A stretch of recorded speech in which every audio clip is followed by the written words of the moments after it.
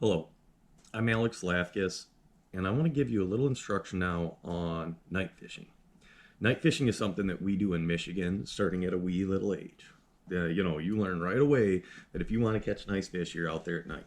A lot of us learn because one of our first experiences maybe going hex fishing and we see these huge fish rising. So we know they're out at night. It's a little different, it's in our blood up here. You're just expected that you night fish. I did night fish a lot, and then I don't do it much anymore.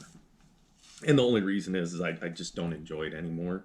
Um, but it is the most effective way to catch nice brown trout, especially when the water gets low.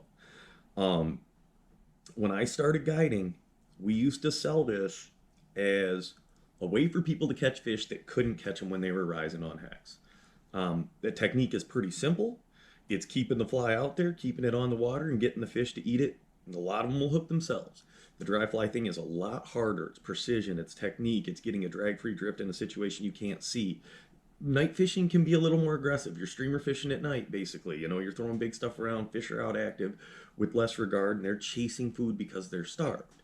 Hatch situations, they're not starved, so they're not as aggressive typically. Night fishing, when we get off the hatches and past that, it becomes a different deal.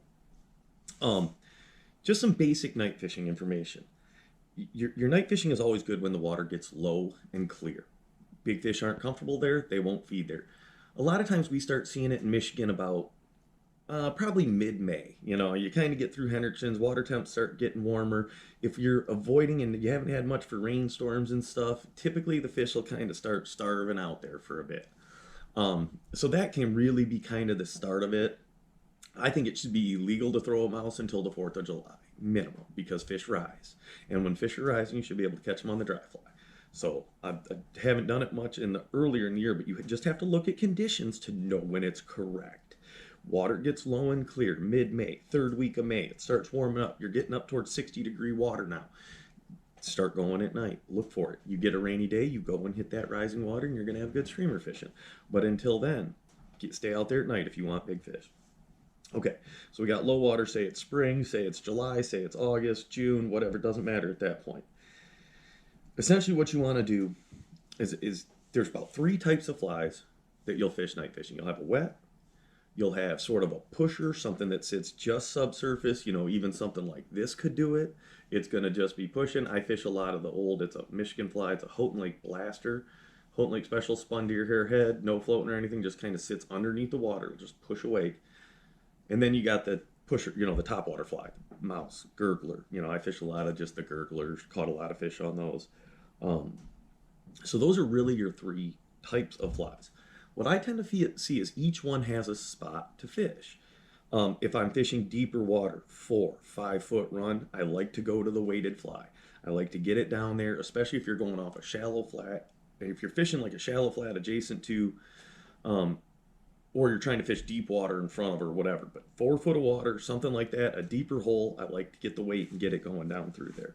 I've had better luck. First brown I took over 29 inches was on a big weighted black woolhead sculpin in about a 6, 7 foot hole. Um, Very effective technique. Not enough people do it. They want to hear the bite, and it just doesn't work in a lot of areas. Now, where you can get away with fishing that topwater fly over deep waters if you have really flat water. Really, really flat water. I like broken water to fish the weighted flies, or even the pusher flies that are just subsurface. I don't. It's all right. I can fish them in a little bit more chop. As soon as I get to grease, is where I either am going to run that pusher or that mouse and topwater deal. Sometimes they'll really commit suicide on the mouse. I'd say overall throughout my life, I probably had them eat the pusher fly better. So like that Houghton Lake Blaster, something that just sits underneath an unweighted woolhead, something that just sits underneath the surface, an inch, something like that. That can be a very effective way to fish more broken water. And a lot of times those big fish don't want to break that surface, and they'll come up and just kind of their head comes out when they eat that fly. So I do like the pusher flies. Those are very good flies. So like let's talk about types of water we're fishing in now. So I said deeper, whatever, a little faster. Yeah, I'm gonna fish all that type of stuff.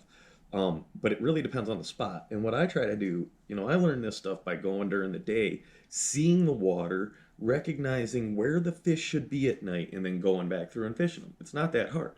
You can go through any section you want to night fish and float it once during the day and really just take your time and identify where those fish should move to at night, go back through and do it. You don't need a spotlight to learn it. That's the new fad. Everybody takes their spotlight out to learn how to night fish. That's garbage. You go see the water, put it together. It's a game, it's a challenge, it's supposed to be fun. Enjoy the process. Enjoy the process. So I'm going to look for these spots. And what am I looking for? Inside corners that are flat. The big back eddies on an outside bend, yeah, you throw in there because you'll get one bite a year and it'll be the biggest fish you hear. Brook trout spots, shallow gravel flats. Those big browns will slide into those spots at night. Those brook trout are there because it's oxygenated, there's food. Well, those browns want the same thing. So they're going to slide into that. It can be 6, 8 inches of water, doesn't matter. Tail out of a pool, right in that bottom trench where it bumps up into the flat before it's going to spill down. If you look at fast water, a lot of times there's like a V or a flat in it before it pinches down and goes. Right in that flat tail out's a great spot to night fish. Go through during the day and piece things together. Look at trees, line your casts up, pick something on the bank, go, okay, I got to cast right down there. No, not there, I'll get snagged. It's got to be 5 feet lower. Think about it, put it in together, and then as you go through in the daylight, just envision what you're going to do at night and then run it back through. Brook trout spot, slow water. Work on matching your fly to the water type. The other couple things you're going to run into night fishing is always moon phase. So let's talk about the moon a little bit. Typically, I've had some of my best nights of my life on the full moon. I've also had some real bad nights. It's just every night's almost different. And you got to go and try to figure it out. What I will say is bright nights, I have a tendency to catch fish on white flies, brighter bellied flies. Sometimes the shady spots at dark will stand out and produce better. Seems like in a full moon you can more fish daytime techniques, a little faster, moving it. There's a ton of light out there. I've been out there at night stripping streamers, and you'll see a fish following your streamer that never eats it. That's how bright it gets at night. So you get that bigger moon, that white belly stuff works good. You start getting into the darker moons. I like to go to the black. I fish a lot of black. Some guys like olive in certain moon phases. Yellow's been known to produce in certain moon phases. So play a little bit around with color, but you'll about 90% of the time you can start with a black and a white, know what's going on, and most of the time it's black for me. I'm not sure how much color matters. That'll always be a mystery to me. How much more of it's silhouette, active fish, whatever it happens to be. I don't know. I hope some of that stuff helps. Night fishing, like I said, it's the most effective technique to catch nice browns. You just got to spend some time doing it, get comfortable. A lot of the night fishing thing, you don't need to cover a ton of water. You can go slower and really work your spots. Fish are shuffling out, coming out.